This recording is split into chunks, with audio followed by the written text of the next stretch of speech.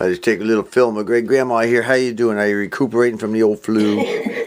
Kind of rough, ain't it? Trying to. It's the old cough's hanging on. At least you're not sick. It's the old cough hanging on. Kind of rough. And in another couple of days, the weather's going to be nice and warm. We'll take you out on the deck. Yeah, I know so.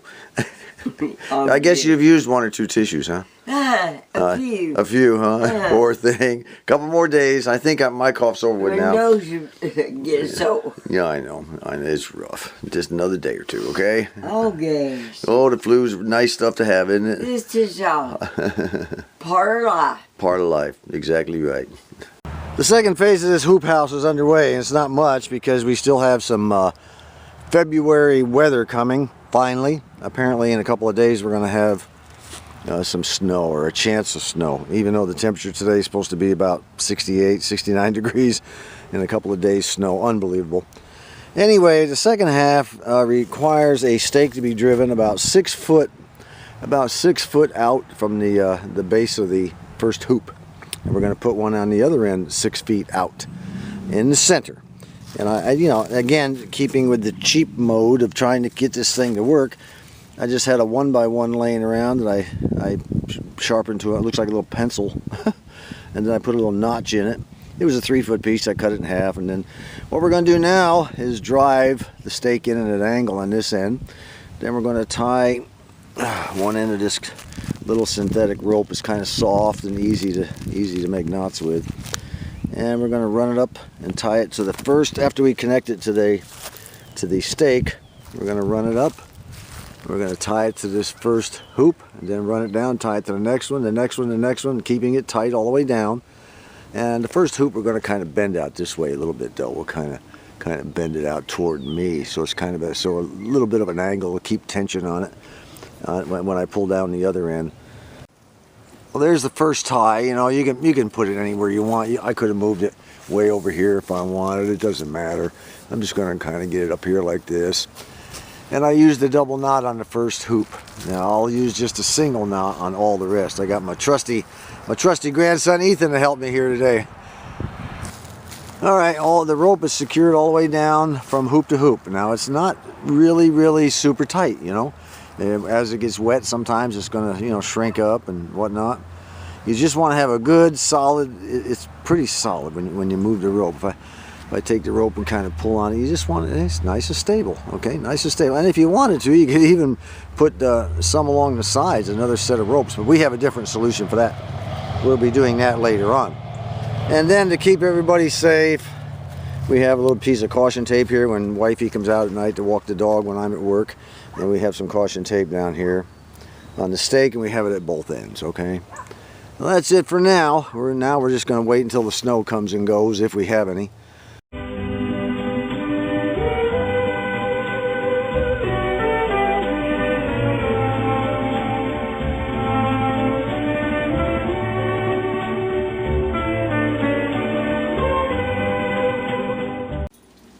Everyone knows who owns one of these Keurig coffee makers that after a period of time of use, depending on how many cups of coffee you drink, it begins to dribble slow. There's a slow stream that comes out into the cup instead of the normal fast stream. So I went online, looked around to see if anyone else had a fix for this thing besides myself. Well, there's all kinds of fixes. They took toothpicks and they stuck up in the hole here, and they stuck toothpicks down in here, and all kinds of crap. Not needed, folks. Not needed. All you have to do. What happens is when the sharp point punches a hole down through the top of the cup, it picks up over time. They pick up a little bit of just a little granule of coffee, and then they pick up another one, and then it picks up another one. And after a while, what happens is the thing that punches through here gets clogged, and it's located up in here. You can see it. There's a front one right here, and then there's one back here in the rear. Let me see, I can get my finger on it right here. I don't know if you can see that very well, but it's maybe you can see it better if I go through here. Yeah, I think so. It's that one right there. Okay, that's the one that pokes the hole down through there. So what you need to do every so often is just take a can of air, your standard old air, And just go down there. It has a hollow spot on the one side that collects those little bits of coffee. All you gotta do is give it a shot, like that, of air. Come up the other side, like so. That's it. Done. And we can sit back and enjoy another cup of coffee coming out. And you'll see it spraying or coming out in a large stream like it's supposed to. Works like a charm. A little shot of air. That's it. Today is the 4th of March, 2015, and we are experiencing winter's final gasp. Its last blow. It's all ice and sleet. More snow expected to come tonight. One last misery factor by old man winter. We never get snow in March. Never. I can't believe it. We got a really big layer of ice underneath this snow, by the way. It's really slippery. Not very many cars on the road today at all. You know, this is, as I said, this is winter's last big blast, but we're going to win because we live in the deep south, and winter cannot defeat us. It just can't. It's too warm down here. Anyway, I got to tell you, this global warming stuff is just killing me. Let's talk about this Keurig coffee maker a little bit more. When we got our coffee maker for Christmas, I was real happy to get it. You know, I mean, these little cups, I mean, these are great. You know, you stick them in there. Great invention. Incidentally, I just read where the guy that invented this stuff, he sold, I guess, the patent rights or something for $50,000. Oh, jeez. Oh, man, they made billions off of this, and all that guy got was $50,000. He said he wished he had never invented them because they're not biodegradable, and there's a bunch of, you know, yada yada stuff out there about how he wished he just never did it. Anyway, let's get back to the subject at hand. When you buy Green Mountain cups like this, they cost a fortune. I don't care what kind of brand, well, you know, what kind of style one. This is the donut shop I happen to like, but they're just the cost is prohibitive. It really is. They need to lower it. Well, there's a company out there called Rogers Family Company, and they sell coffee and tea, and they offer Keurig. Incidentally, you know, only these cups will work in the Keurig coffee maker. However, you know, I like everyone else, I removed the top of this thing. Around this thing is some kind of a digital readout that the machine is able to read, and if you don't have that digital readout, it won't work. So I took the top off of the one that I had used, glued it on a little universal cup, and it worked good. You know, I just cleaned out the center and just used the outside ring. I glued it on. It worked great. However, then I ran into the Rogers Family Company, and they offer something called a Freedom Clip. And I don't know how I came upon this. Let me get a pencil here. Man can't function without a pencil. I don't remember exactly how I came on this website, but the Rogers Family Company offers a clip that has a digital readout thing that when the machine scans, it'll scan this instead of this. And you can buy other coffee brands, you know, like the Rogers brand, and use it in the Keurig coffee maker instead of this being like a proprietary thing, okay? Well, that interested me a lot. So, and this Freedom Clip, by the way, is free. It doesn't cost you a penny. So I said, well, I am going to get one of those. I am not going to be a slave to the Green Mountain Company just because they want to charge a fortune for their junk, okay? So I went ahead and I ordered it, and we'll go over there and get that thing installed. Now this is the Freedom Clip.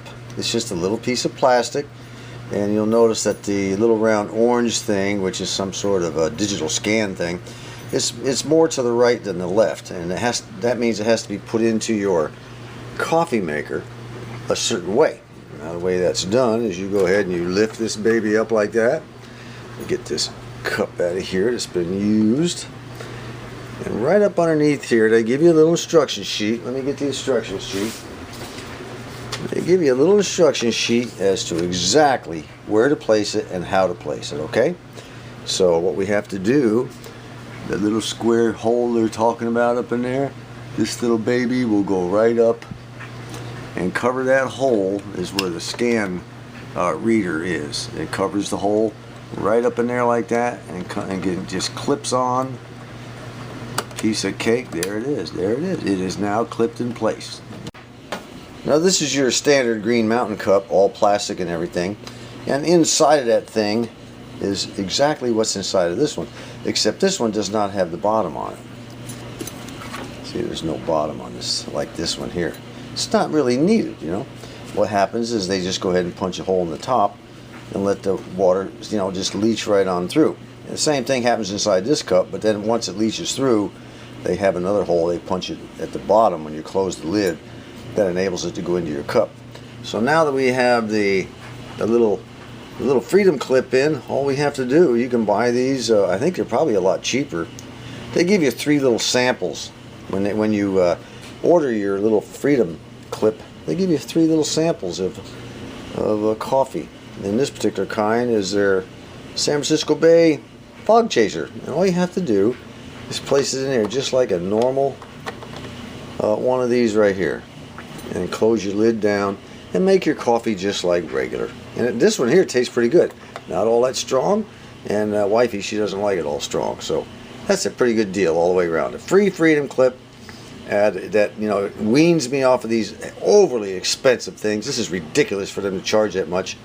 And then you know, you get 3 little samples of their coffee to go with it. I say support the family. It takes a while to get this clip now. It took me about 3 months because I guess there's so many people wanting them. So you just have to be very patient. And one day it'll just show up in a brown envelope, just like that. When it came in, matter of fact, I had forgotten all about it. I said, what is this? I don't even know what this Rogers Family Company is. And then when I opened it up, I said, oh, it's my Freedom clip. Okay? Just a little information for those of you who might have a Keurig coffee maker. Well, it's the 7th of March, just a couple of days after the snow, and as predicted, almost all the snow is gone. Boy, what a beautiful day today, 60 degrees. Everybody's running around with short sleeve shirts on. Yeah, next week the temperature is going to be all the way up into the 70s, so as far as I'm concerned, spring is practically here. Man, I can't wait. I got so much outside work to do. Our good buddy and subscriber Phil, who is Steel City 321 PB, who lives over in the country of England, he was talking about the scarcity of dial cord over in England. Well, you know, we have plenty of it here in the United States. The problem is actual dial cord costs a fortune. Don't ask me why. It's nothing but string, you know. So, you know, I've shown this once before, and I mentioned it to him when I answered his comment about dial cord. I told him that if he went to Walmart, over in the child bead section, you can get this braiding cord that comes on a package. 3 different flavors, as you can see. I used the black, I think it was the last time. This is very, very strong cord, and it's cheap, and you get a bunch of it, and it works great for dial cord. You know, I tried to break, before I even bought this, I uncoiled a couple of the black coils, and I tried to break it in the store. I could not break it. I pulled and pulled. It just won't break. It's extremely strong, and it works very good. Give this a try, you folks out there. I don't know if Phil can get this over in England or not, but we can sure get it. Remember, the child's jewelry section, where you can put the bead, you know, where you buy beads to put on cords. Works great, trust me. Mixture with powdered sugar. We have our grandson, our Air Force grandson here, home on leave from Minot Air Force Base, and he is enjoying his last breakfast with us. Tomorrow he needs to head back out up to the cold territory. Not too bad this year up there, was it? Actually, it wasn't. It was not too bad. That's pretty good. I haven't got rid of this cough entirely from this flu. I'm still trying to shake it. It's a bear. Anyway, we're all just having a nice little breakfast this morning. I just wanted everybody to say hi to James. Say hi, James. Hi, James. How are you?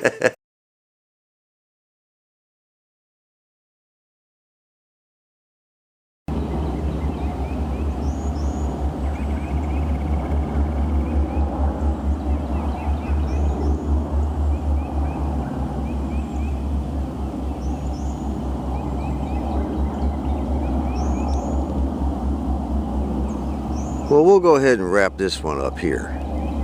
We'll see you next time. This is John.